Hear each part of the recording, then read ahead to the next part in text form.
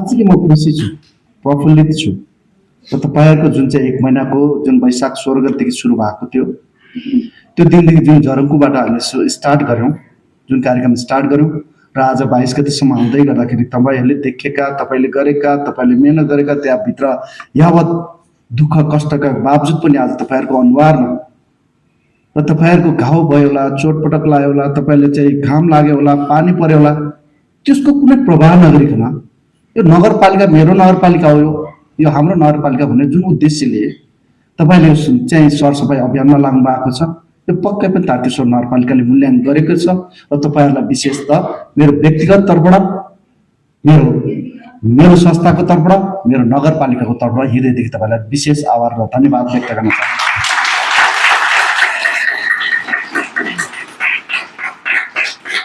साँच्चीकै हाम्रो खुला नाला पवित्र गङ्गा हुन्।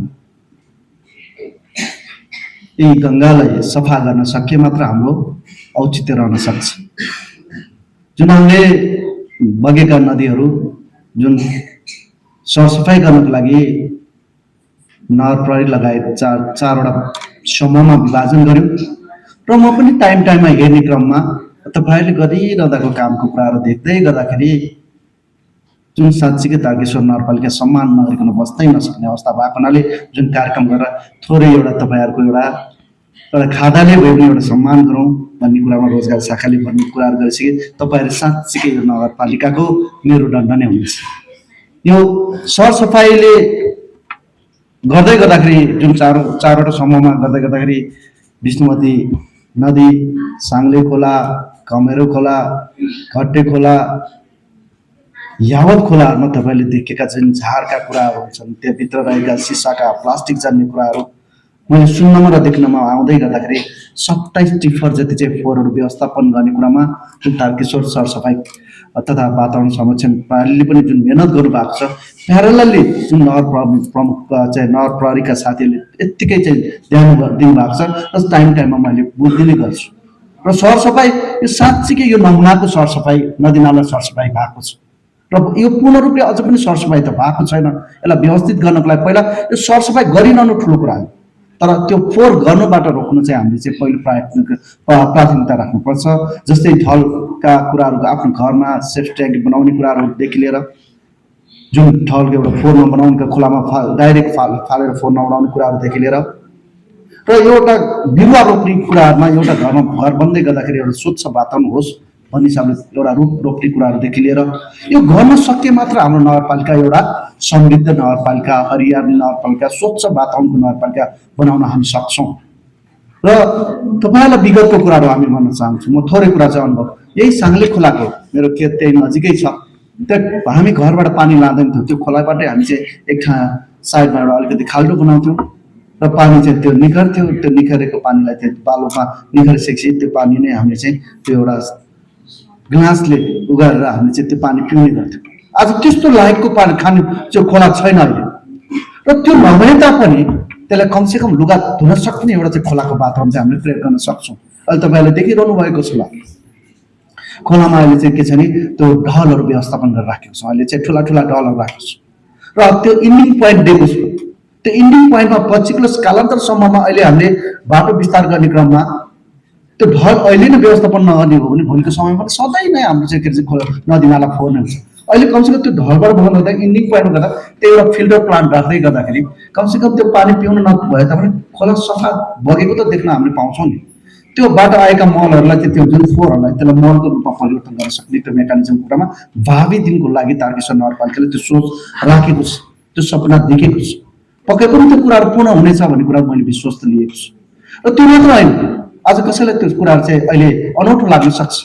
त्यही खोलामा हामीले चाहिँ के छ भने डुङ्गा चलाएर हामी चाहिँ जुन साङ्ले खोलाको माथिबाट सरर डुङ्गा चलाएर चाहिँ गुम्बासम्म आउँदाखेरि त्यो एउटा चाहिँ सेन्सर एउटा ड्याम बनाउँदै गर्दाखेरि त्यो ड्यामले चाहिँ बर्खाको टाइममा पानीको सतह बढ्ने बित्तिकै सेन्सरले त्यो ड्याम खोल्छ र पानी आफ्नो ठाउँमा बग्छ र त्यो बर्खा सकिसकेपछि त्यो आफ्नो टाइममा 4-5 फिटको कतिको पानीको सतह बनाउने हो, त्यसलाई त्यहाँ जम्मा गर्ने हो। त्यो हिसाबले पनि हामीले डुङ्गा चलाएर यहाँ हाम्रो चाहिँ माधव खोला हुँदै माथिसम्म एउटा चाहिँ डुङ्गाको यात्रा गर्न सक्ने त्यो कुराहरू देखिएको छ।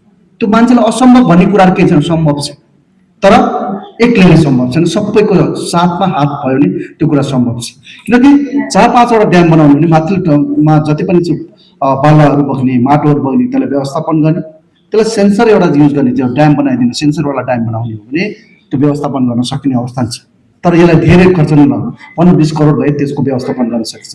अब तपाईँले त्यो खोला नालामा सफा गर्दै गर्दाखेरि जुन मैले भन्नेमा आज वातावरण दिवस विश्व वातावरण दिवस पनि हो र तपाईँले साँच्चीकै संविधानको धारा 30 बमोजिम स्वच्छ बाँच्ने अधिकार सबैले छ, त्यो मौलिक हक अन्तर्गत हामी छौँ। त्यो मात्र नभइकन आखिर त्यो वातावरणको चाहिँ एउटा प्रदूषणले गर्दाखेरि मानव स्वास्थ्यलाई मात्र असर होइन, यो सामाजिक आर्थिक सांस्कृतिक हिसाबले नि यसले असर पुऱ्याएको हुन्छ। यो कुरा मनन गर्नुपर्छ। र आज मैले चाहिँ दिदीबहिनीहरूलाई देख्दै गर्दा दाजुभाइलाई देख्दै गर्दाखेरि तपाईँलाई म हृदयदेखि नै नमन गर्दै एकचोटि ताली बजाउन चाहे।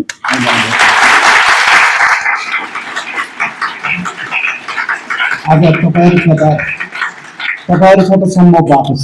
आज देशभरि यो सरसफाइले आज मलाई धेरै ठाउँबाट चाहिँ फोन आयो, सरसफाइ आज कर्मकाण्डी सरसफाइ गरेर भनौँ न, साँच्चीकै सरसफाइ गर्ने भने त मेन्टलमा आउनु पऱ्यो, हृदयमा आउनु पऱ्यो। तपाईँहरूले जुन चाहिँ आज अर्काले गरेको फोर्किन चाहिँ टिप्ने भन्ने कुरा होइन कि यो मेरो घर हो, मेरो नदी नाला हो, यो गङ्गालाई चाहिँ स्वच्छ बनाउनु पर्छ भन्ने जुन तपाईँहरूबाट हृदयदेखि चाहिँ प्रकट भएको छ, त्यसले म साँच्चीकै प्रभावित भएको छु। र आगामी दिनमा पनि जति पनि तपाईँहरू उपस्थित हुनुभएको छ, जुन सर्टेन कुरामा तारकेश्वर नगरपालिकाले एउटा करारको हिसाबले अस्थायीको हिसाबले तपाईँलाई रोजगार दिएको छ, तपाईँले एकदम आफ्नो तौरबाट तपाईँले आफ्नो परिश्रमलाई एकदम चाहिँ कुनै तलमाथि नहेर्कन जुन 1 महिनाको एउटा अभियानलाई तपाईँले सफल बनाइदिनु भएको छ। र पक्कै पनि भोलिको दिनमा पनि तपाईँको साथ सहयोग पाउने अपेक्षा मैले लिएको छु र समग्र तारकेश्वर नगरपालिकाले लिएको छ। र तपाईँलाई यो आज समापन कार्यक्रमको दिनमा जो तपाईँहरूको चाहिँ पाउनुपर्ने पारिश्रमिक त त्यो सबै एकाउन्टबाटै आउने भएको हुनाले त्यो एकाउन्टबाटै तपाईँले चाहिँ विनियोजन हुनेछ। र समग्र तपाईँहरूमा आज तपाईँहरूसँगै म खाजा खाएर तपाईँहरूसँग एकदम खुसीले र आगामी दिनमा तपाईँहरूको साथ सहयोगको अपेक्षा गर्दै र आज फेरि पुनः एकपटक तपाईँलाई विश्व वातावरण दिवसको शुभकामना। जुन नदी नाला सरसफाइमा तपाईँले सक्रिय भूमिका निर्वाह गर्नुभएको छ, तपाईँको सुस्वास्थ्यमा, तपाईँको चाहिँ परिवारमा, तपाईँ हाम्रो परिवारमा यो वातावरण सफाइले गर्दाखेरि एउटा स्वास्थ्यमा राम्रो हुनेछ भन्ने कुराहरू राख्दै मेरो भनाइलाई यहीँ टुङ्गाउन चाहन्छु। हस् त, धन्यवाद, नमस्कार, जय तारकेश्वर, जय नगरवासी, जय नदी नाला, जय। तपाईँ स्वास्थ्य सरसफाइ अभियानमा 1 महिना लाग्नु भएको छ, तपाईँहरूलाई पुनः एकपटक अन्त्यमा पनि धन्यवाद तथा शुभकामना पनि व्यक्त गर्न चाहन्छु।